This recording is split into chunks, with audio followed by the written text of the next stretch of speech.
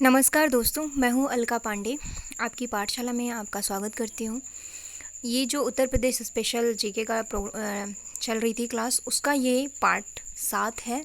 आइए शुरू करते हैं। नगर निकाय प्रणाली से उत्तर प्रदेश में नगर स्वायत्त शासन की शुरुआत 1916 में तब हुई जब कि नगरों के लिए राज्य विधान मंडल द्वारा संयुक्त प्रांत टाउन एरिया अधिनियम 1916 और संयुक्त प्रांत नगर पालिका अधिनियम 1916 पारित किए गए।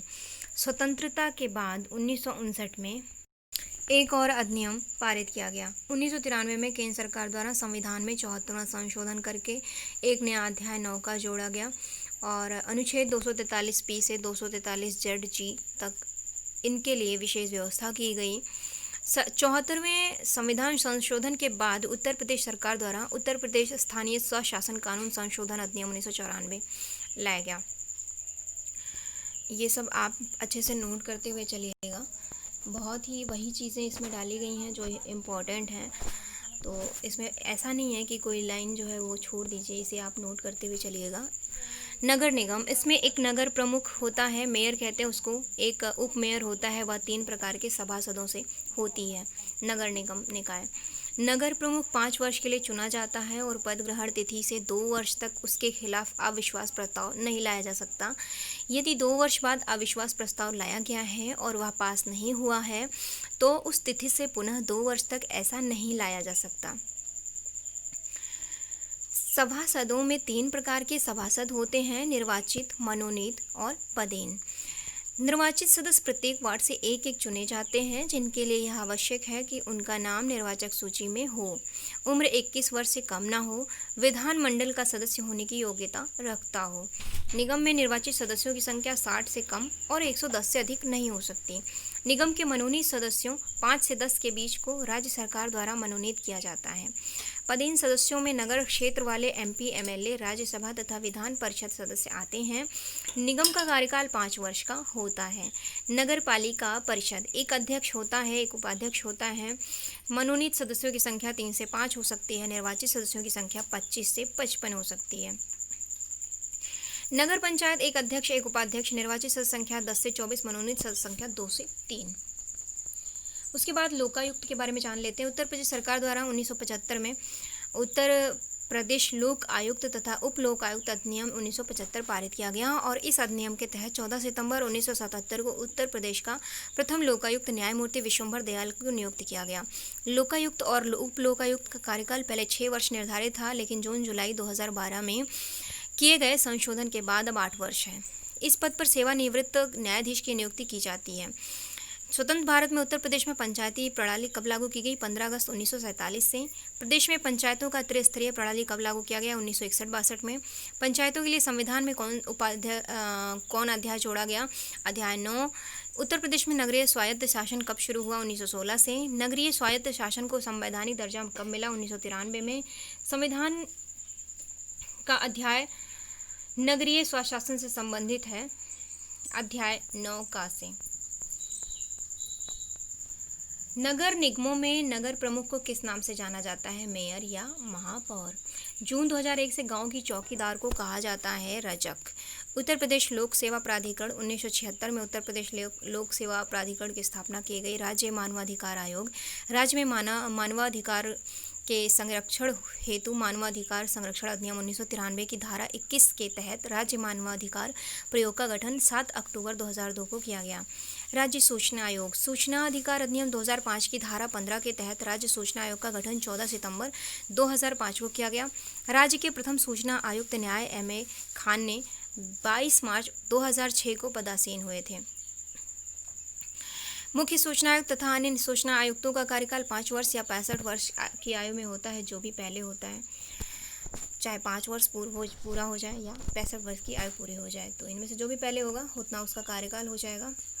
किस समिति ने त्रिस्तरीय पंचायती प्रणाली की सिफारिश की थी? बलवंत राय मेहता समिति। प्रत्यक्ष चुनाव होता है प्रधान, सरपंच, पंच का।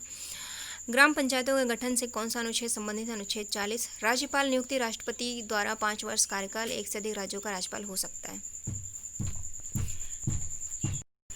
राज्यपाल की नियुक्ति राष्ट्रपति द्वारा होती, 5 वर्ष का कार्यकाल होता है, एक से अधिक राज्यों का राज्यपाल हो सकता है।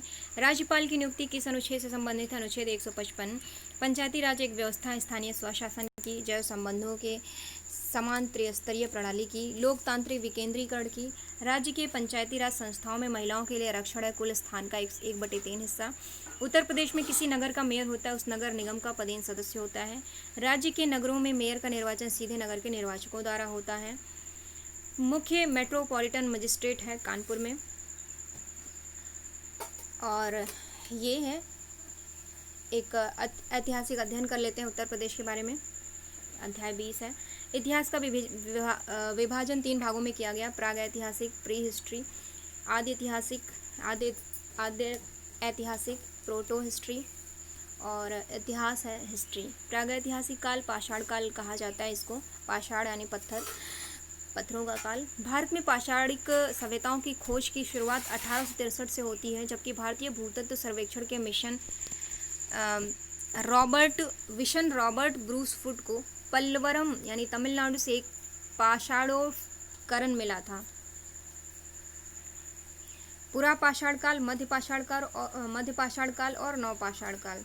तो इन तीनों में ये 3 काल हैं। पाषाण काल को 3 भागों में विभाजित किया गया, तो पुरा पाषाण काल, मध्य पाषाण काल और नवपाषाण काल। भारत में पाषाणिक सभ्यताओं की खोज एवं अनुसंधान कब शुरू हुआ? 1863 से। प्रदेश में पुरा पाषाणिक साक्ष्य के जिलों से प्राप्त हुए हैं। किस जिलों से? इलाहाबाद, सोनभद्र, चंदौली। उत्तर प्रदेश में बेलन घाटी पुरा पाषाण कालीन स्थल कहाँ अवस्थित है? प्रयागराज यानी इलाहाबाद में। बेलन घाटी पुरा पाषाणिक स्थल की खुदाई इलाहाबाद विश्वविद्यालय के किस विद्वान के निर्देशन में कराई गई थी? प्रोफेसर GR शर्मा के नेतृत्व में ये खुदाई हुई थी। उत्तर प्रदेश के किस पुरा पाषाणिक स्थल से अस्थि निर्मित महात्र देवी प्रतिमा मिली है? लोहदा नाला क्षेत्र से। मध्य पाषाण कालीन संस्कृति के साक्ष्य राज्य के किन जिलों से प्राप्त होते हैं? मिर्जापुर, सोनभद्र, इलाहाबाद व प्रतापगढ़। प्रतापगढ़ के सराय नाहर नामक मध्य पाषाणिक स्थल से 15 शवधान मिले हैं, जिसमें शव के सिर किस दिशा में थे? पश्चिम दिशा में थे।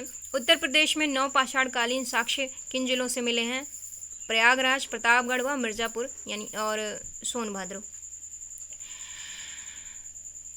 राज्य के किस नवपाषाणिक पुरास्थल से धान की खेती के साक्ष्य मिले हैं? कुलडीहवा, प्रयागराज में। आद्य ऐतिहासिक काल देख लेते हैं। ताम्र पाषाण एवं ताम्रकान से भी कहा जाता है इनको काल। पाषाण युग की समाप्ति के बाद धातुओं के प्रयोग का युग प्रारंभ हुआ। तांबे का प्रयोग, फिर कांसे का, लोहे का प्रयोग हुआ। उत्तर प्रदेश में ताम्र पाषाणिक सभ्यता के साक्ष्य मेरठ एवं सहारनपुर के पुरास्थलों से प्राप्त हुए हैं। सैंधव सभ्यता भी थी एक ताम्रकान से सभ्यता थी। ताम्रकान से युगीन सैंधव सभ्यता के साक्ष्य मुजफ्फरनगर और बुलंदशहर से और मेरठ से, सहारनपुर से मिले हैं। उत्तर सैंधव काल के लोग निवास करते थे गांव में। जैन, बौद्ध एवं अन्य धर्म। अब आ जाते हैं जैन, बौद्ध एवं अन्य धर्म के बारे में जान लेते हैं। जैन धर्म के 24वें तीर्थंकर थे महावीर स्वामी। इनका जन्म हुआ वैशाली में, बिहार में हुआ। बौद्ध धर्म के प्रवर्तक गौतम बुद्ध का जन्म नेपाल में लुम्बिनी नामक स्थान पर हुआ। मथुरा को भारतीय मूर्तिकला का जन्म स्थान कहा जाता है। उत्तर वैदिक काल में मध्य देश में 2 बड़े राज्य कुरु और पंचाल हैं। उत्तर वैदिक कालीन किस मृद भांड के साक्ष्य संपूर्ण उत्तर प्रदेश से मिले हैं? लाल मृद भांड। पांचाल की 2 राजधानियां थीं, अहिक्षत्र जो बरेली है और काम्पिल्य ये फर्रुखाबाद में।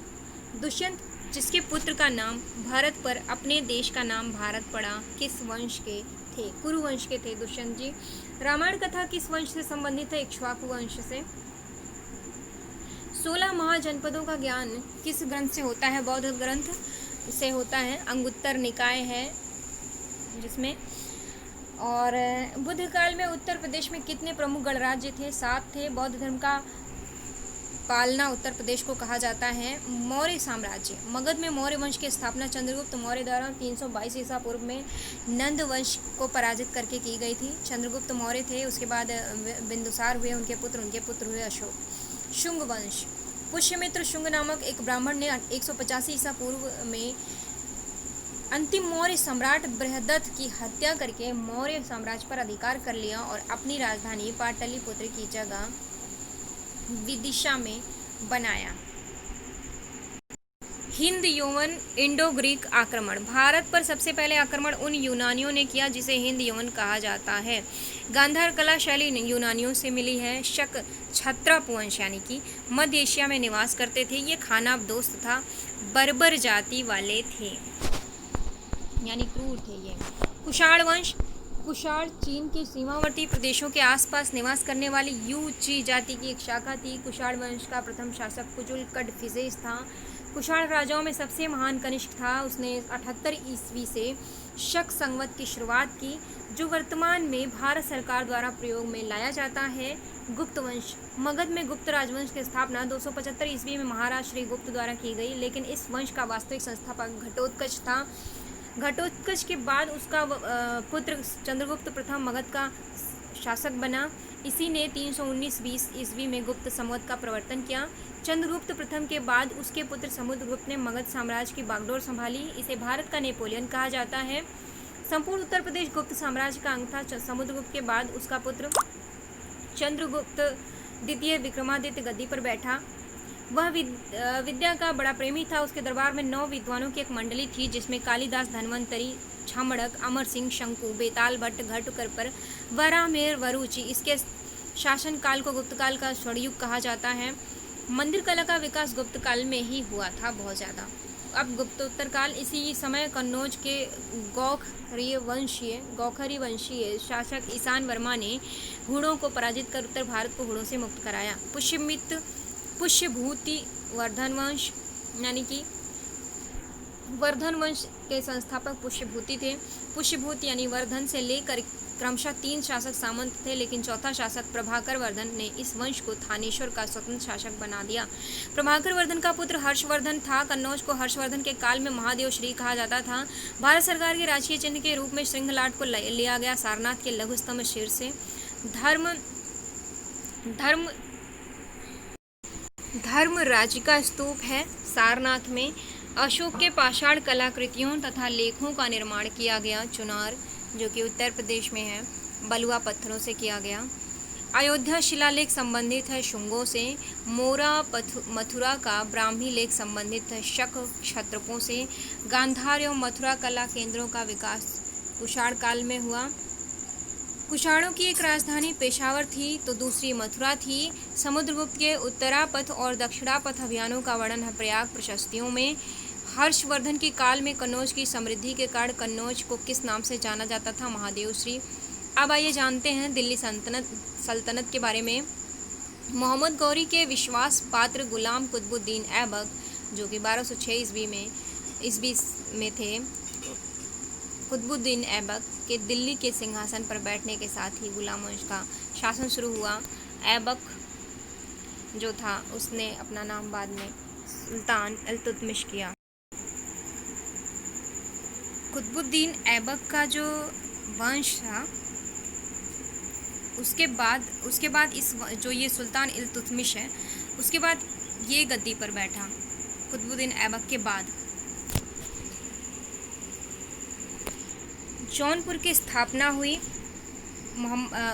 की गई मोहम्मद बिन तुगलक या फिर उर्फ जौना खां की स्मृति में किया गया था। जौनपुर की स्थापना की गई थी और जौनपुर को शिराज ए हिंदुस्तान के नाम से पुकारा जाता है। आगरा की स्थापना सिकंदर लोदी ने की थी। बाबर ने इब्राहिम को 1526 में पानीपत प्रथम की युद्ध की लड़ाई में परास्त कर मुगल साम्राज्य की स्थापना की। जौनपुर की स्थापना फिरोज शाह तुगलक ने की। आगरा की स्थापना 1506 ईस्वी में सिकंदर लोदी ने की थी। जौनपुर की जामी मस्जिद तथा झंझरी मस्जिद का निर्माण इब्राहिम शाह शर्की ने कराया। बदायूं का जामा मस्जिद इल्तुतमिश ने बनवाया।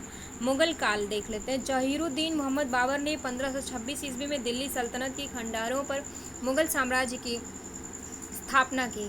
1529 में बाबर ने महमूद लोदी और नुसरत शाह को घाघरा के तट पर हराया। खानवा के युद्ध में राणा सांगा को पराजित कर अवध एवं कन्नौज पर अधिकार कर लिया। 1530 ईस्वी में आगरा में बाबर की मृत्यु हो गई।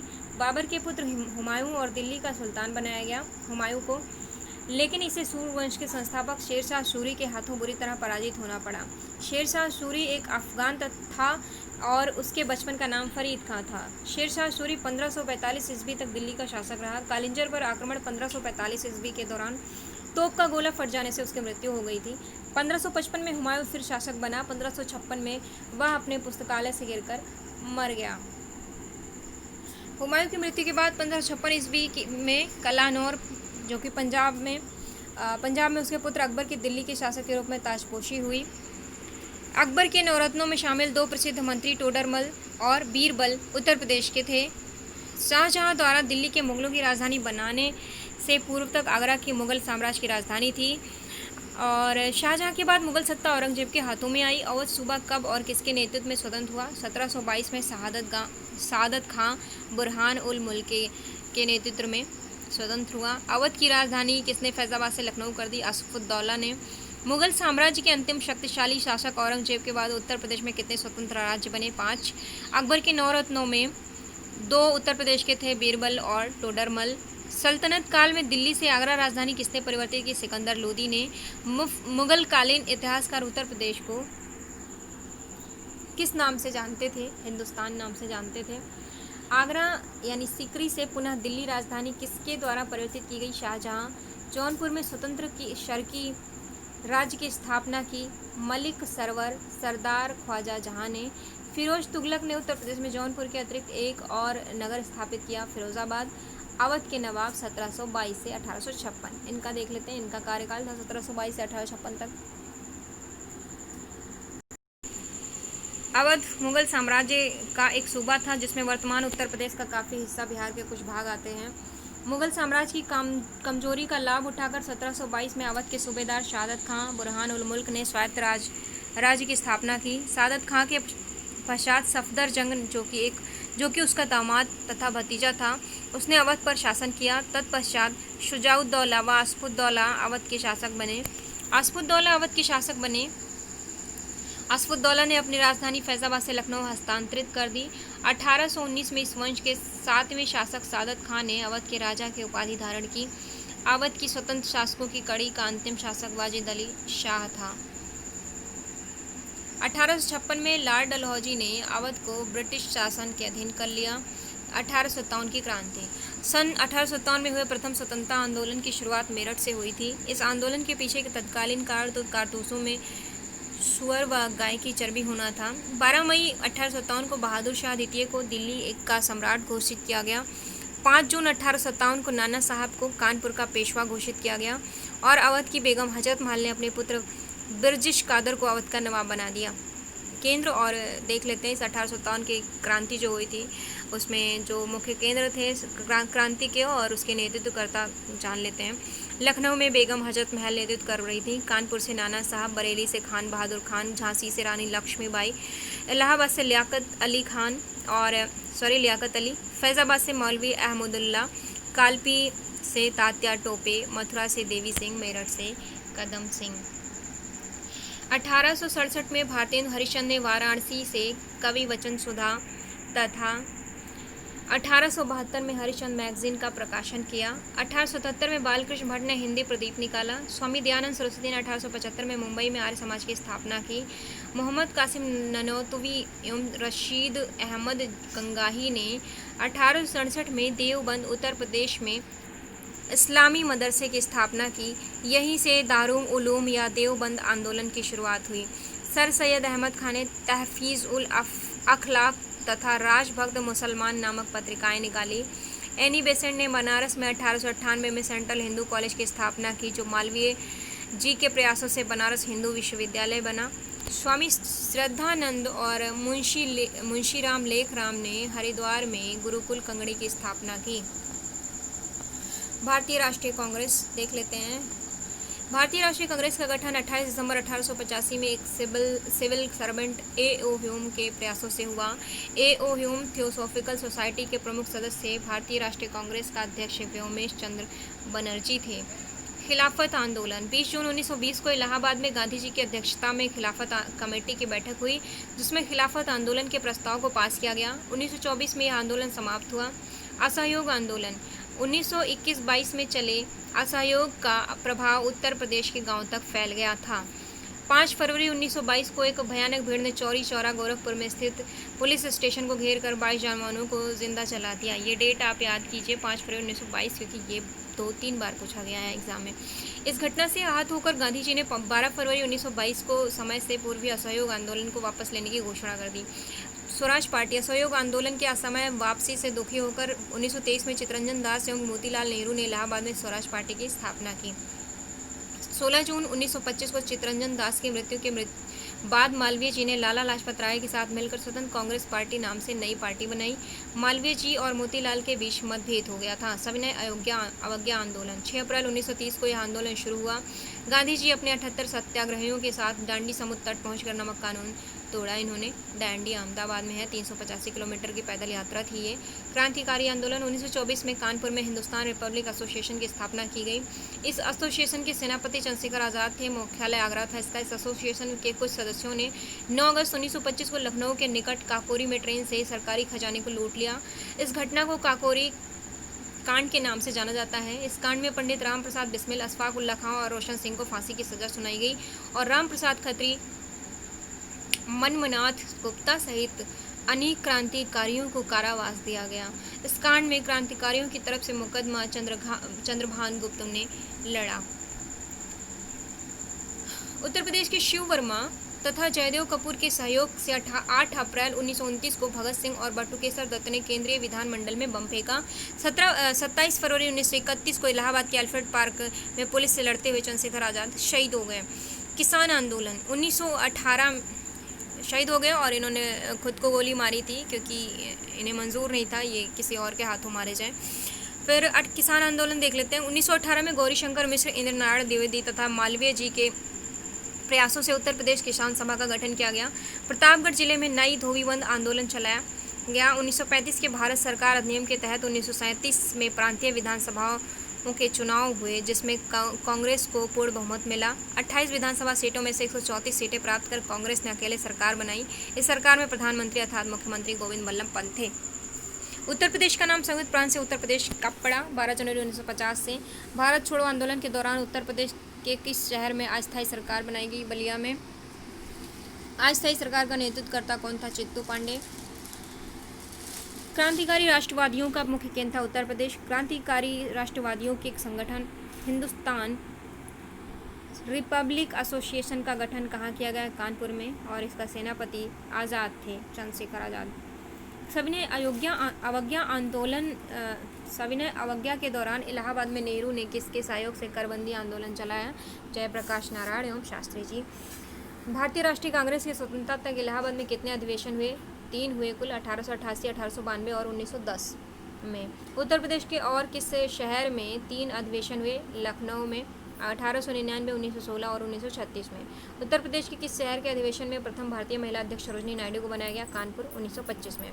भारत छोड़ो आंदोलन 7 से 8 अगस्त 1942 को बम्बई में हुए अखिल भारतीय कांग्रेस सम्मेलन में भारत छोड़ो प्रस्ताव पारित हुआ और गांधी जी ने करो या मरो तथा अंग्रेजों भारत छोड़ो का नारा दिया। भारत छोड़ो महत्व प्रस्ताव पास होते ही 9 अगस्त 1942 की सुबह में ही कांग्रेस के सभी महत्वपूर्ण नेता गिरफ्तार हो गए और गांधी जी को पूना के आगा खां महल में तथा जवाहरलाल नेहरू को इलाहाबाद के नैनी जेल में बंदी बनाकर रखा गया। आगरा शहर की स्थापना किसने की थी? सिकंदर लोदी ने। हर्षवर्धन ने 2 महान धार्मिक सम्मेलनों का आयोजन कहाँ किया? कन्नौज और प्रयाग में। कुशीनारा वर्तमान में जिसे कुशीनगर कहते हैं किसकी राजधानी थी? मल्लों की थी। महात्मा बुद्ध का महापरिनिर्वाण कहाँ हुआ था? कुशीनारा में, और जो कि अब कुशीनगर में है। महात्मा बुद्ध का जन्म कहाँ हुआ? लुम्बिनी में हुआ।